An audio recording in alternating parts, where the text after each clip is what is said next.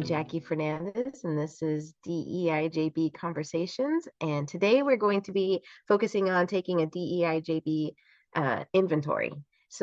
I've created this document last year and then got some feedback on really people wanted just more context so that when they share it with their leaders, um, that they can kind of take it, just give more context to them, people who haven't been taking this class or support group.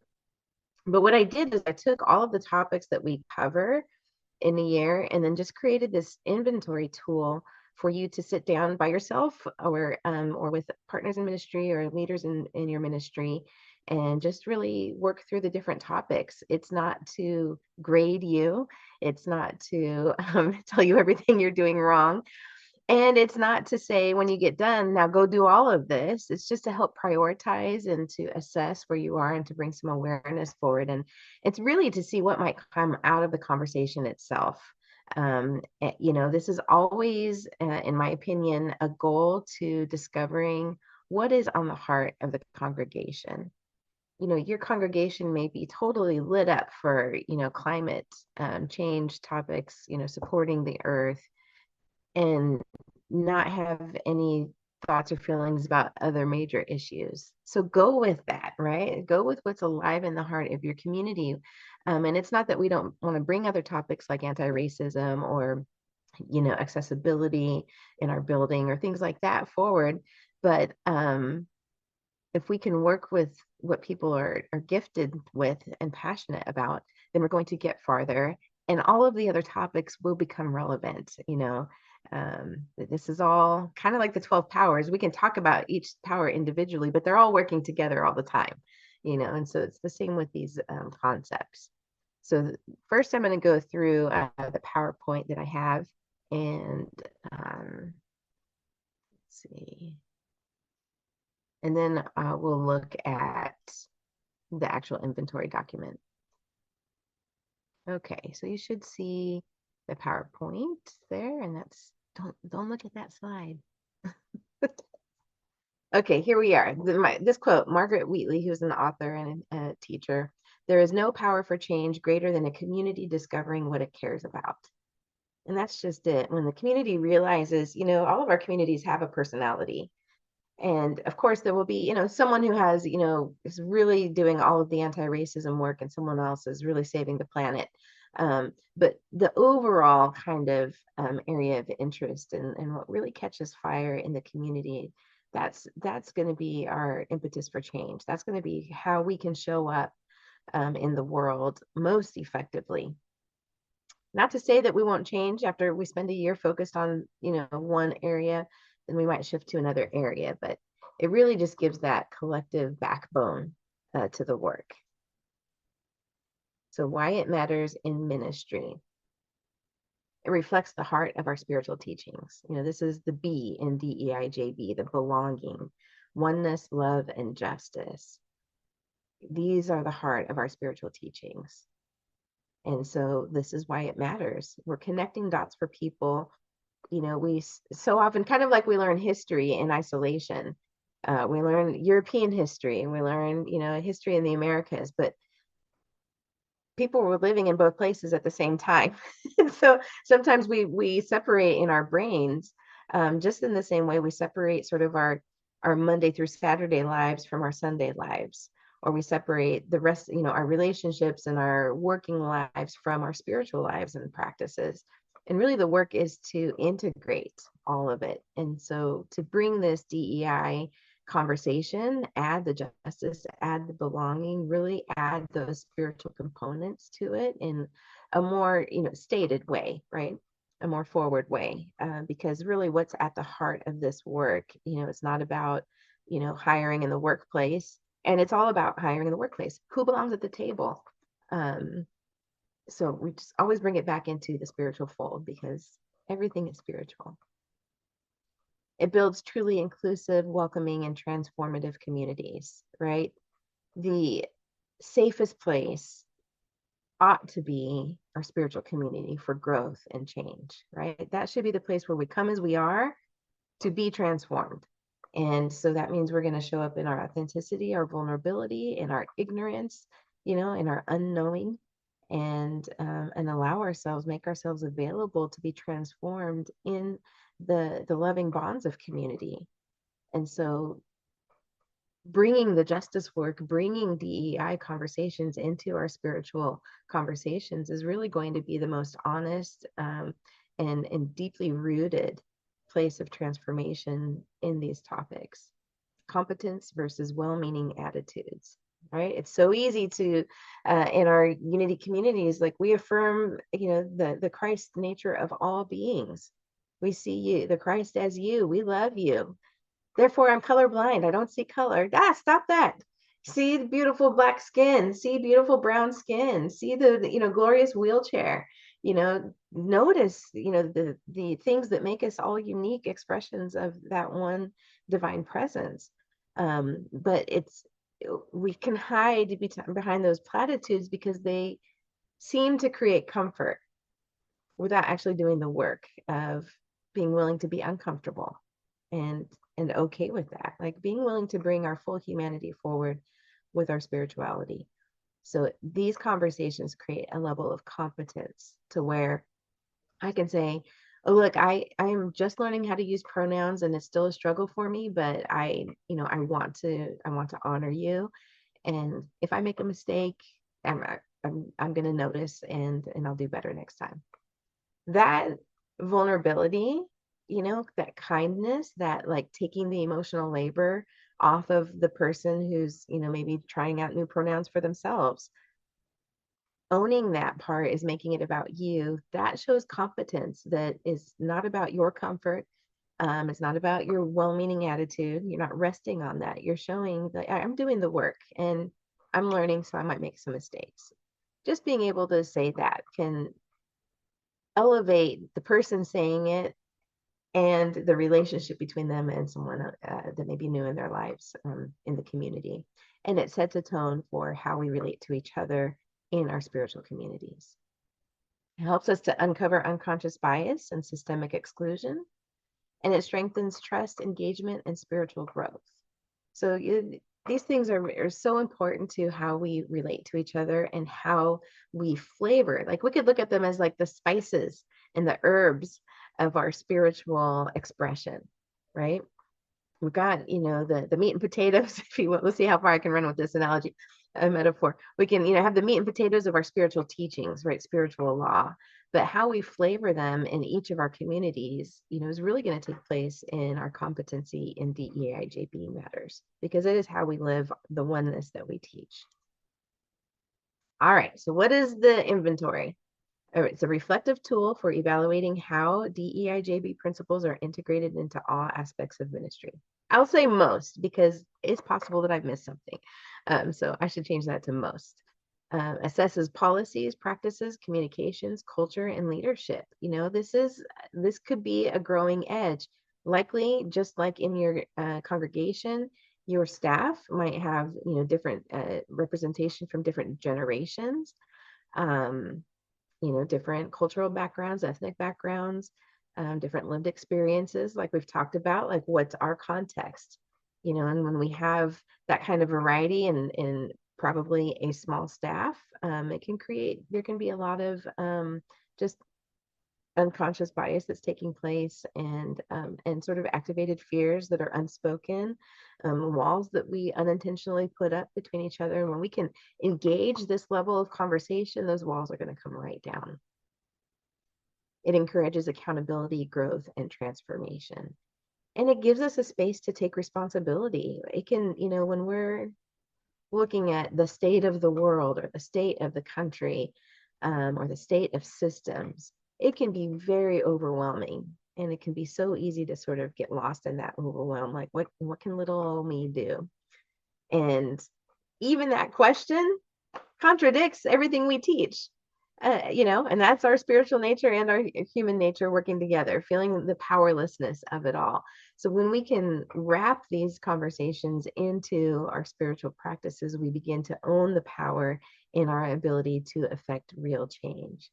And again, to know that if it's just for the people in the room and all of the people that they touch in the world, then that's enough. That is enough because, change is contagious and it will take hold. So the core DEIJB principles: diversity, who is present and who is not, whose voices are heard; equity, those are the resources, the access and leadership opportunities. We're asking, are they fairly distributed? So do we have equity in resources?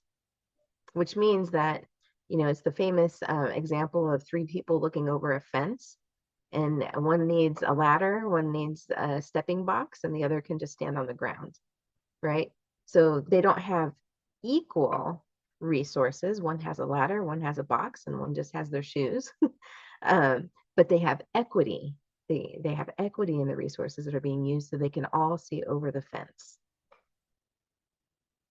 Inclusion, are all people empowered to engage and lead fully? Is anyone pushed away from the table? And that can be a really challenging one in our spiritual communities. And I'll ask this question. I know we'll get more into the discussion part at our next session on the fourth Thursday, but what comes to mind for you when I say that this can be challenging in our spiritual communities, all people being empowered to engage and lead fully?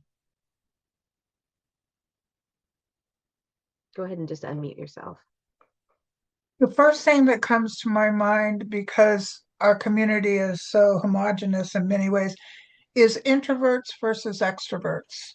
And I really, in our meetings, try to allow enough space for those introverts to feel safe and come forward, because they always say something really precious. So that's the first thing that comes to my mind. Yeah, very good. What else?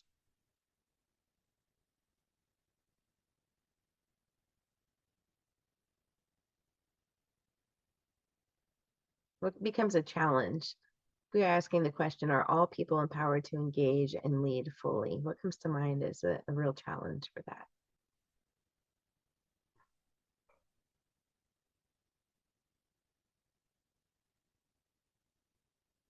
Judy? We have a retired minister that's been leading a group, and it's a book by Palmer Parker on how we can get along. And it's been an interesting time. It's before church on Sunday mornings twice a month, and I know one person shared. I wasn't there, but he told me later. He said that he feels like these days he has to keep his mouth shut and not say anything in groups like that, that he knows whatever he says, he's going to get himself into trouble. And I know the minister told him that that was certainly not the what was desired when you've got a group of people together. But I thought that was an interesting thing for him to say. But it is something that's underlying everything right now, is the challenge of having meetings. How can we get along when you have such diverse views right now? So that's it's a challenge right now. For sure. Carol? Well, one of the things I think we're facing that I see too is our members versus non-members, or people who've been here for a long, long time but never joined, who then want to have a say, but the only members can vote. And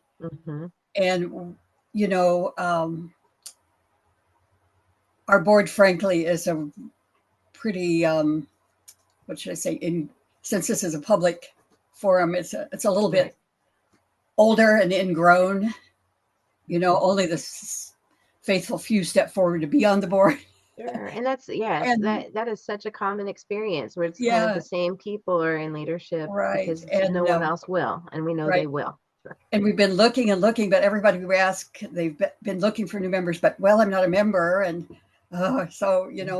we really need to find a way to hear all the voices, and thinking about maybe an advisory committee or something, Yeah, very good. Yeah, those are all just really common examples of why it can be so challenging for, to achieve the kind of inclusivity we want to achieve, and they're certainly not roadblocks, but they are boulders in the road. We can roll them away and we can address them, Judy, kind of what you talked about. Um, there is like such a variety of very strong opinions and positions about things that are happening. And I would, people's nervous systems are activated. People are very much in like a stress mode. I think collectively we haven't really gotten over the pandemic, whatever that means. So we've been shaken as, a planet, in recent years, and now in this country especially, where we're going through a lot and there's a lot of fear out there. So um all people empowered to engage and lead fully, we want to make sure that there's skill, that there's healing, that's taking place in the voices who are able to lead, um and to also be able to create space for all voices to be heard, whether they're members or not, whether they are giving the most or not at all, all of that. And those just become, opportunities for us to really look at our processes. So very good. Justice. I just, I wanted to pause there because it's so easy to say, well, we welcome everyone, you know, and then we don't deal with or, address head on the real challenges that can come forward when we do welcome everyone, and then what is it like to have to tell someone you can't get up on Sunday and give a personal testimony. That's not what we're doing here. And how does that land with them if at the same time we're saying, well, we're taking this DEIJB inventory and we're going to look at how we can have all people engage and lead fully, So like we have to have some of those, crucial conversations and courageous conversations, so that we are protecting the safety and the health of all people in our communities. And I don't want to undermine how difficult that can be sometimes. So justice, are we actively dismantling oppression, racism, inequity, inequalities? Do we have a place and a way and a method that we're addressing justice in general? Belonging, do people feel seen? Are they safe? And are they celebrated in our space? And let me mention here, because Dave, I think you attended Ariana's Generations. So Reverend Dr. Ariana Platten does the business mastermind through USCR. So if you go to unitysouthcentral.org website and go under the support calls, you'll see hers. I think hers is first on the list. I've been attending for 3 years, as long as she's been doing it, maybe 4 now. And highly recommend it. It is on first and third Wednesdays, and it just so happens this month she's focused on generations. For the discussion group, instead of being on third Wednesday for this month, it'll be on the last Wednesday, which I think is the 28th or 29th. I have invited my whole staff to attend, so that and I had them watch the recording, asked them to watch the recording before we do that session, because I think, again, it'll be such a wonderful experience and fruitful for us as a staff to attend. And it's all about how are we, we can have up to 6 generations in our communities, and how are we meeting the needs of each of them. And knowing that most of our Unity churches have fewer than 50 people, all of these become, if you have 1 person from this generation and 5 from this other generation, who do you think gets the most attention, right? So but if we want to grow that generation that just has 1 or none, we've got to be showing ourselves to be open and celebrating all people. So again, this tool will help us get to our goals and our strategic plan. Areas of ministry to assess: leadership and governance, worship and sacred services, language and communication, hospitality and welcome, programs and education, community partnerships and outreach, physical space and accessibility, staff and volunteer culture. That's a lot. And it doesn't matter if you're a tiny church or you're a huge church. All of these things, and so I think it's worth naming that even our small churches have all of these things happening to some degree or another. So it's a lot, but that's the breakdown for the inventory. And you might just take one area. Let's look at our hospitality and welcome. When people first come into our space, what's their experience? And so you could isolate. And so I did this intentionally so that you can really work in bite-sized chunks and not feel overwhelmed by all of it. So sample questions. Who makes decisions? How diverse is leadership? Are there mentorship pathways for underrepresented groups? For worship or for your Sunday service? Do prayers, music, and imagery reflect cultural and gender diversity? Do we acknowledge cultural heritage and spiritual lineage? Language. Do we use inclusive language, gender neutral, non-ableist, trauma aware? Do our materials reflect a wide range of identities and experiences? So these are some of the questions that, they're not necessarily going to be easy to answer. And if you are the pulpit minister, I would invite you to let your staff answer the questions for this, because you might have one idea of what's happening, and the staff might have another idea, or your board, and you also answer the questions, but look at the variations in the answers, because that's going to tell us a lot too. If somebody's generation or pronoun or something that applies to them is left out, that's going to be the person who's probably going to identify it, where other people might think, oh, but we accept all, So the more people you can have participate, the better. I wouldn't necessarily just give it out to everyone. I don't know that that will be as useful, especially because it will take some level of competency to really dive into the questions. So I think my vision is that it's really going to kind of be done in a group setting, a small group setting, with maybe ministry leaders and the board and the staff. So like multiple separate kind of meetings. You can let people fill it out on their own if they want, but then come together in conversation. So for welcome and hospitality, are greeters and welcome teams trained in inclusive practices? If someone walks in and says, my name is Jim, my pronouns are she, her, is your greeter going to get confused? Or are they going to say, welcome, Jim, my pronouns are, and, are your greeters wearing their name tags with their pronouns on them? Just very simple things that we can do to set the tone in alignment with our intentions. Do newcomers feel marginalized? Groups report feeling welcome. Do newcomers from marginalized groups report feeling welcomed?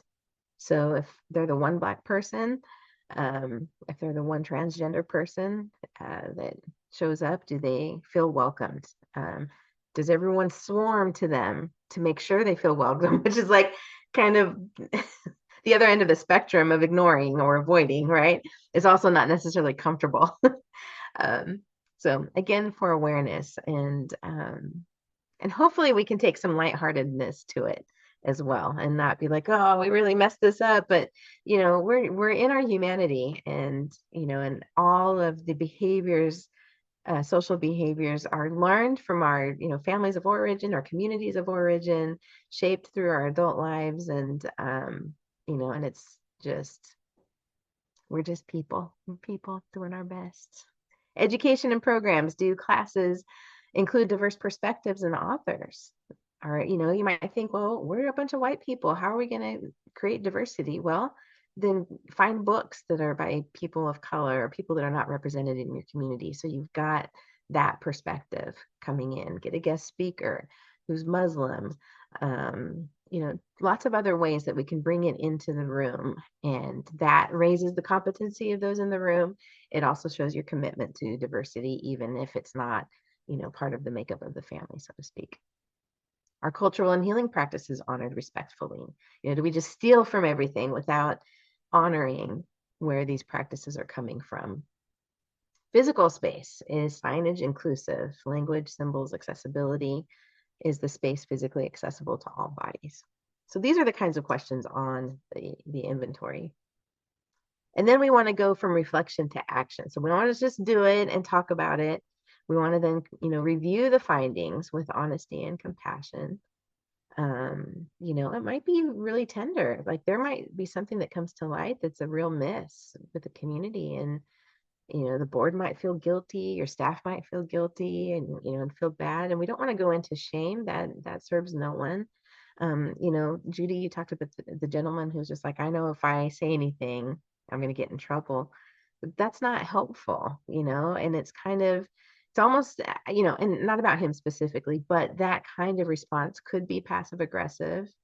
It could be an unwillingness, or it sends a message, I'm not going to change, you know. Um, so if we get bogged down in shame or guilt, then we go to dysfunction.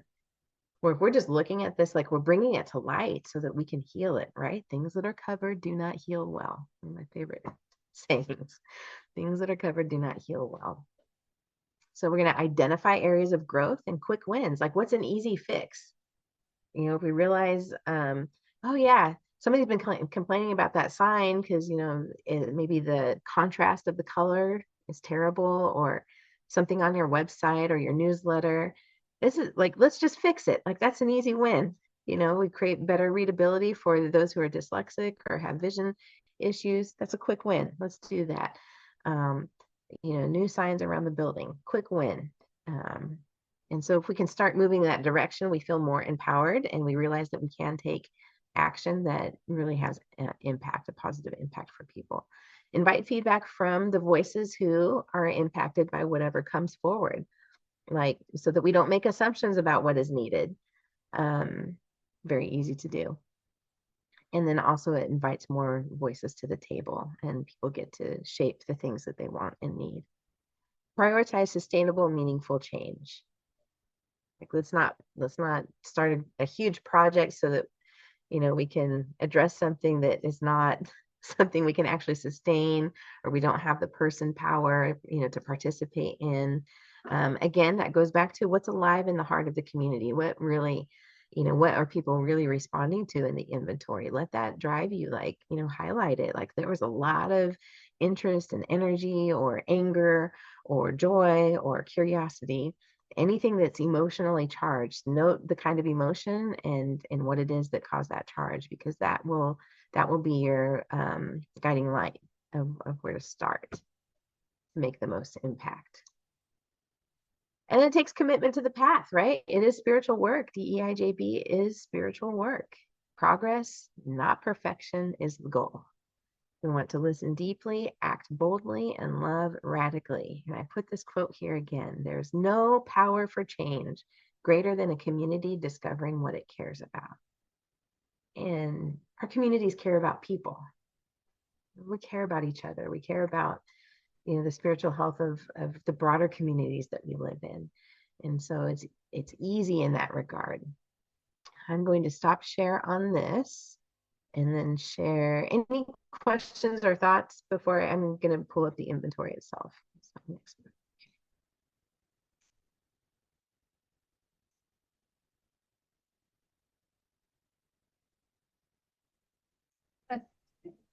I think those Yeah. are some great points you just gave us. I really appreciate that because although I feel like I've worked toward this for a long time, there's nothing like having someone present it like this to make you Oh, think, good. to really Good. think about, well, I don't know, we're not doing so well in that category. I really appreciate this. Good. Good. Yeah. I'm so glad to hear that. Mm-hmm. I'm having a hard time getting this. Let's see. There we go. Are you seeing it now? Uh-huh. Okay, good. Just gonna...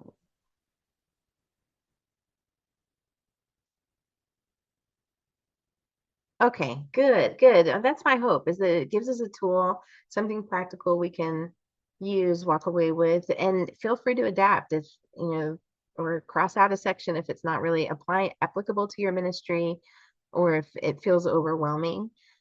Just piece it out. So I put that quote there so we can keep that. This is designed to help ministry leaders assess current practices and uncover opportunities for integrating DEIJB principles across all aspects of ministry. Use it as a reflective guide to evaluate your ministry with honesty, care, and a spirit of growth. So there's the invitation. Worship and liturgy. Do our worship services reflect diverse cultures, languages, and traditions? Do we understand the difference between cultural appropriation and celebration? And if people are like, what's that? There's your answer, but it's, again, even just going through the inventory is going to create opportunity for a growth in competency, because you'll start talking about, well, let's talk about cultural appropriation and celebration.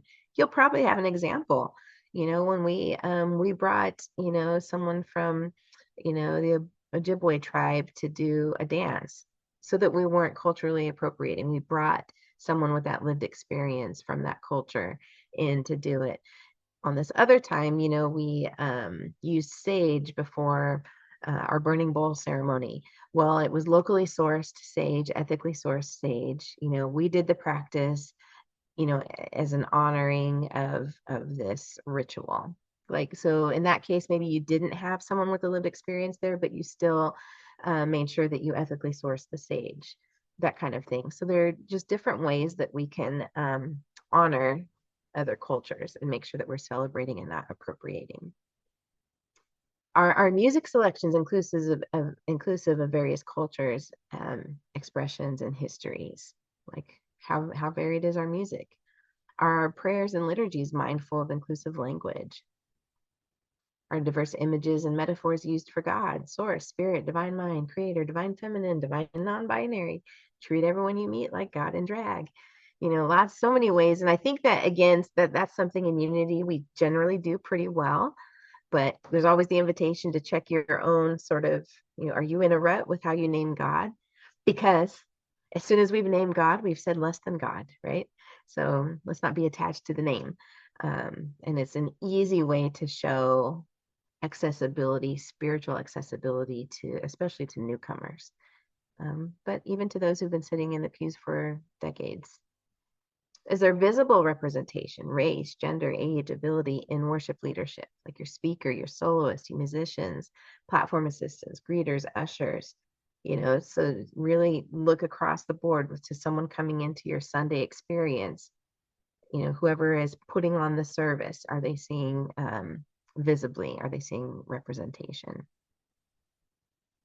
Do we create an accessible atmosphere, like physical space, language access, ASL, Spanish, visual, financial, spiritual? Is the space trauma informed, like lighting, the noise floor, pacing? That's pacing of the service, pacing of the movement. Exit doors, are they easily accessible and visible? Then we go into teaching and preaching. So you see, we just kind of pieced out all of the aspects of ministry to isolate for this inventory. Do sermons and teachings reflect a variety of theological voices, including BIPOC, LGBTQIA+, disabled, and feminist perspectives? John Shelby Spong, if any of you ever met him, I went to one workshop that he did down in Springfield, Missouri, and he shared that he would assign unknown scripture authors she, her pronouns, because if the writer is unknown, it could have been a woman. And so he would take, so we say when she writes in, whatever, and name a book where the author is not verified, which is much of the Bible, just to sort of help open our minds a little bit. Like, let the voice of wisdom come from a woman. We don't have to go to another culture to do that. We don't have to go get, a female deity from the Hindu pantheon. We could stay right here in the Christian, world. And if we don't know who this writer is, it could have been a woman. So he would also, just as a side note, when he opened up to questions, all the women who had questions or comments got to speak before he would call on any men. So he would wait until all the women in the room had their say before he would allow men to have theirs. And if he ran out of time, he ran out of time. But that was important to him, just to offer a historically corrective opportunity for women's voices to be heard in the spiritual space. So just offer that as a side note. Our historical and cultural context of scripture taught with attention to colonial and liberation frameworks. There are opportunities to decolonize Christianity. Are there opportunities to explore DEIJB topics in book studies and small groups? And let's like get it head on. There are lots of ways to work it in, but you might isolate some time on the church calendar to just really dive in. So I listed some resources here. There's so many out there. Uncomfortable Conversations with a Black Man by Emmanuel Acho. At my church, we spent 2 years. Reverend Eileen Stulak led small groups, anti-racism small groups, and just for the white folks in the community. After we spent that for 2 years, so that the white congregants had opportunity to learn about their own unconscious biases.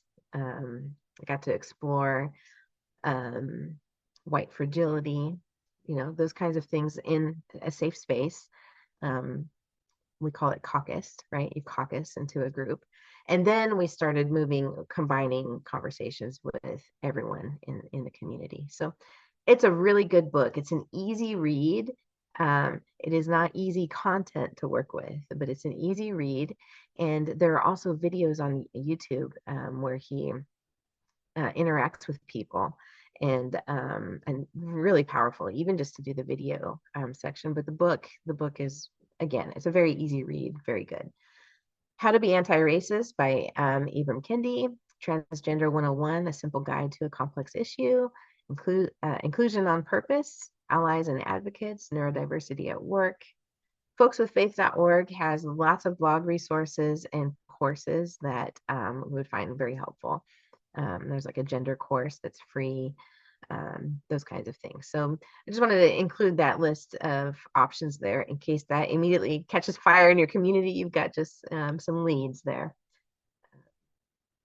Leadership and governance. Does the leadership team reflect the diversity of your community or the diversity you aspire to embody? We want to avoid tokenism, so don't get the 130-year-old to get on the board, like just because they're 30. Make sure there's someone who would really feel good and succeed on your board, or offer, a path of leadership that will help that person become ready, not based on age, but based on skills and experience. So, how can we grow someone as a leader in our community? And those opportunities that will attract. If you're helping 30-somethings, 20-somethings grow in leadership, they're going to bring friends, who want to do that too. If your ministry lacks representation, do you consider diversity as you invite guest consultants in to work with your board, or guest speakers, teachers, workshop facilitators? So again, if you're looking around the table and you're like, we don't have, we're just a bunch of white people and we're all pretty much the same age. Very common in churches everywhere, not just Unity churches. Then look at who you're like. We vetted Black owned businesses for when it was time for us to find a new accounting firm. There are different ways that you can show your commitment to diversity. So when you bring a guest speaker in, when you hire a consultant to do your board training or your chaplain training, look for ways to include people of color, LGBTQ folks, different representation, so that it's in the room and you're getting that perspective and expertise, and that voice. That's a gold star commitment there. Are marginalized voices given meaningful decision-making power? Are policies and practices in place to prevent discrimination and bias? Is there accountability when harm or exclusion occurs? And how does your ministry relate to conflict? What? Now we're talking about conflict? A community's comfort with conflict and its willingness to engage in repair often reflects how open it is to diverse voices and perspectives. Do you see how that's just a different angle? We're looking at our conflict and how we manage that. If you're struggling with conflict, that means you have people who are not as open, right, to listening to diversity of opinion. And so it's not to say, see, you guys aren't going to be any good at this either. It's not that. But it's the opportunity to become aware of why maybe you're not getting anywhere with bringing some of these DEIJB ideas in, because you have people who are very closed, and then we can train for that.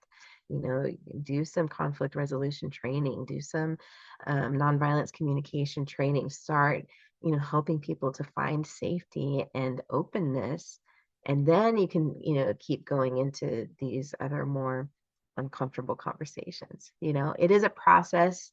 I think I say this almost every month of being, of getting comfortable being uncomfortable. It's a process. Hospitality and welcome. Is your physical space accessible? Are gender neutral bathrooms available? Is your language of welcome inclusive and visible? Are greeters comfortable with varied pronouns? To what extent are newcomers and visitors welcomed with cultural humility, demonstrated through inclusive language, curiosity over assumption, and practices that honor diverse identities, experiences, and ways of being? Even asking this question, you're going to know, because if, you know, your greeters are like, what? You know, okay, we've got some things to talk about. Or if they sit with it, you know, they're like, oh, yeah, yeah. And they can think of an example of, oh, yeah, this happened. And maybe we don't even realize they're already really good at it. But then now we can name it, and now it becomes intentional and not accidental. Pastoral care and congregational support. Do we have resources for caring for LGBTQIA plus individuals and families? Do we make those resources readily available to ministry leaders and congregants? Do other leaders in your ministry know that you have those resources? Is our pastoral care trauma informed and culturally responsive? Are there safe spaces for people to share their experiences of marginalization or exclusion? You know, or, you know, are the white folks in your community trained into the competency of, if we're witnessing a story of a person of color, we'll just any person of color sharing discrimination, are they going to become overcome by that and teary, and now that person is having to take care of the white person who's hearing the story, right? It's a very common example, because you want to show how much you care and how much it hurts your heart. But that's actually not creating a safe space, right? Let the person be heard, and, you know, validate their experience, and don't take on guilt. You didn't do it, and just because you're white doesn't mean it's your fault. Also, own your power as a white person. You know, you have the most opportunity to influence change, you know. So again, it's about the competency. For people to truly create safe space, they need to be at least comfortable stumbling around in these conversations, right? So ideally we want to be really good at these conversations, but at the very least, it's important to be comfortable stumbling around in them, like knowing you might say something wrong, but you're willing and aware and available, you know, for transformation and growth.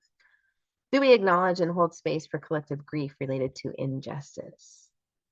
Do we acknowledge and hold space for collective grief related to injustice? Small groups, affinity groups, rituals, special services, outreach events. There's so many ways to do this. And so important to give space for people to just grieve. For community engagement and partnerships, are we partnering with organizations that are led by or serving marginalized communities? Do we and then how are we partnering? Does that partnership look like participation, cross promotion,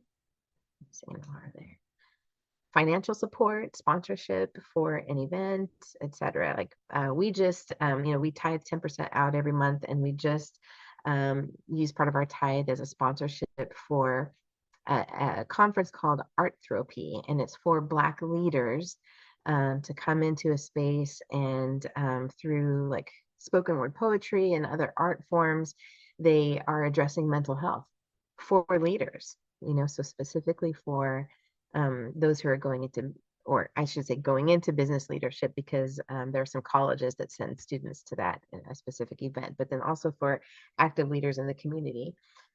So we supported that, and then we were also, through our support, able to send one of our Black congregants to attend. So, you know, we're not a Black space necessarily. We're an open space, but we're not a Black space. But we found where this event was happening for the Black community, and we sent some financial resources that way to support that work. Do our outreach programs reinforce dependency or empower equity and agency? Do they reinforce dependency or do we empower equity and agency? Are we listening to and learning from communities we seek to serve? We want to make sure there's a feedback loop there, that we're receiving information and not just saying how it is. Formation and education. Are children and youth being taught about diversity, equity, and justice in age-appropriate ways? Do we provide ongoing education for adults on systemic injustice and bias? What is our approach? Can you name how you're doing it? Again, it doesn't have to be full on, directly addressing the subject. It might be, but there can be ways to weave it in. Like, are you sourcing Martin Luther King Jr. in August or only in January? Those kinds of things. Are resources curated with a diverse range of authors and theologians so that a range of perspectives are included in talks, classes, and workshops? Are you tracking that? I've noticed that I have a tendency for our fall faith to choose white male authors. That's not me. So I feel like you get variety of opinion from, through my voice working with the material. So, but I did get feedback from a white female congregant who was like, why are we always reading books by old white men? Okay, you want more diversity. Okay, so so I offer that and look at that. So there's always a growing edge. Visual and symbolic representation. Are art, icons, and visuals in our space representative of many cultures and stories? Do we challenge dominant imagery that reinforces whiteness or patriarchy? One of my favorite slides that I chose for, we have someone else that does it now, but when I was first hired, I was kind of doing the slides. It's an image of a woman in a wheelchair with her arms up in the air, and a guy is pushing her with, on the two wheels, so it's popping a wheelie on the beach. And the wind's in their hair, and they're both and I used that for the song God in Everything. So it's a joy-filled song. This is not like, oh, look at the poor disabled woman finding happiness even though she's disabled. It's not that. It's not like, oh, look how brave she is on the beach. We got to let go of those kinds of tokenism and the assumption being that she should be miserable because of her disability. When here you see her in her full joy, and the song and the lyrics are God in everything. I see love, I see peace. I see goodness surrounding me. So really being intentional of how we are portraying. Are you only showing the hungry children in Africa, right? We want to show Black excellence and Black leadership. We want to show, people who are disabled or deaf who are, I've played, videos by a deaf speaker. So they're using ASL, and then we have an interpreter. She'll use the microphone and interpret that. Or I've had readings by some of our deaf congregants, and they use the ASL. And then we have that interpreted. Lots and lots and many ways of getting that representation. Financial stewardship. Are we allocating budget toward DEIJB training, guest speakers, or initiatives? Are we investing in under-resourced or marginalized communities? Do our purchasing decisions reflect ethical and inclusive values? Reflection and accountability. Do we have regular moments of reflection and confession related to complicity in injustice? And can we name it? Are congregants invited into the work of anti-racism and solidarity through ongoing initiatives? Let's look at it and let's, hold ourselves accountable. Is there a team or a process for evaluating DEIJB commitments annually? Let's stay in the conversation. It doesn't have to be part of every conversation, but let's keep it in the regular rotation. So you can use the scoring. It's optional. There's no magical math to it. But just to kind of, if you want to take an average, either for a section or for the whole document, it's not a grade. It's not a grade. It's a tool for awareness. Then your next steps: identify 2 to 3 areas of strength to celebrate. Identify 2 to 3 areas of opportunity to focus on in the next season. Just take a time. And then invite diverse voices to speak into the process of transformation. Commit to learning, adjusting, and showing up with humility. Remember, this work is spiritual work. It is a reflection of the call to love, liberation, and the full humanity of every person. And there you have it. So I will submit that. So when you go to the website, you can get this video, you can get the PowerPoint, and you'll be able to get that document. Okay. Any final words? We got just a few minutes if anyone wants to. I know that was a lot to kind of take in there.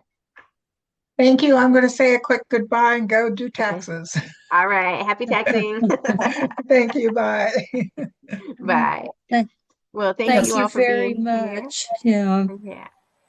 Yeah, I appreciate that too. It would be fun to look at that and work with specific areas on it. Yeah. And I've got to run too, Wonderful. so I better get going. Okay. We'll see you in Okay. 2 weeks for our discussion. All right. Okay. Bye-bye, everyone. See you.